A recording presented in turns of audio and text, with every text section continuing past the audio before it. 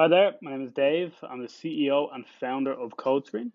And the purpose of this video is just to give an overview of the candidate report screen inside CodeScreen. The screen I'm sharing now is just a sample report for a candidate that has submitted a solution to an assessment on CodeScreen. So let's jump into this. So on the top left here, we have the test cases section. So this shows the number of test cases that have passed and failed when we ran our analysis against this candidate solution. So in this case, 7 unit tests passed, 2 failed. And then I can see the details of the failing test cases. I can see the per test suite percentage as well. Cool. And then on the right-hand side, we have the result of the various different static analysis checks that we run against each candidate solution. So this will throw up any issues in the candidate's code, such as bad design patterns or code smells, etc. And yeah, it will show the message, the severity, so like severe, moderate, low, etc. The type of issue. So in this case, it's code smell and code smell. And then the line number and the file name where this error originated from. So, and you can also click this as well, which will bring you to the candidate's GitHub repo, and it will show you where exactly this is coming from in the code. So in this case, it's this line here. Cool. And then on the down here, we have the time taken. So this is the amount of time it took for the candidate to complete the assessment from when they started it. We have a plagiarism checker as well. So we run all candidate solutions against this plagiarism checker, and that will show the result here.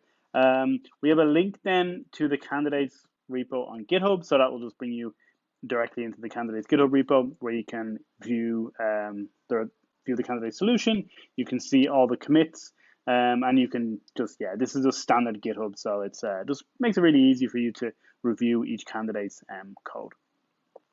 We also have this unified diff view as well, and the purpose of this is to make it easier to review a candidate solution in its entirety. So in this case, there's only 3 commits by the candidate, but let's say there's like 15 or 20.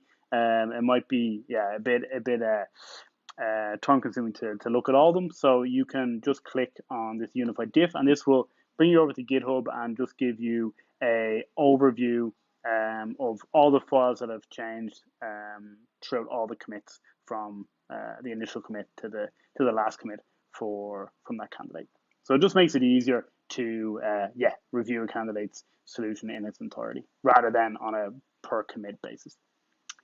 Cool. And then down here we have the test run output. So this shows the build log of the final analysis that we ran. And if I go back into GitHub, then we also integrate with GitHub Actions as well. So you can see the test case pass and fail result in here and this test run output, but this is also accessible inside the GitHub Action view as well. That's available in here.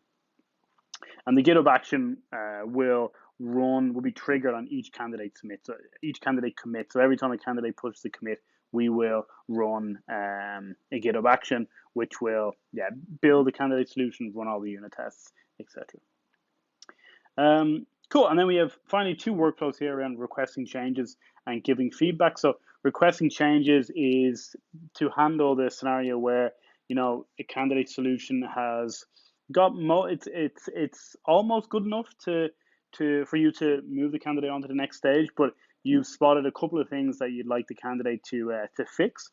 So in that case, you can either leave comments here, or you can leave comments directly inside the candidate's repo on a commit level or on an individual file level as well. So you could come in here, you can leave a comment, let's say here, or you can leave a comment on the overall commit inside here, or let's say you can leave it directly in this text box. And then the candidate will receive an email stating that these comments have been left. Your task is now to resolve them. They'll be given back access to the repo so they can action your feedback. And then give feedback is like very similar, except the only difference is that the candidate isn't given a chance to rectify their mistakes. So this is more to handle the use case where you want to just give generic feedback to the candidate to help them improve, to kind of show them where they went wrong, etc. So yeah, if you have any questions on this screen, just let me know. You can send a message in our intercom live chat, or you can email me directly at dave@codescreen.com. Yeah, hope you find this video useful. Thanks for watching, and have a good day.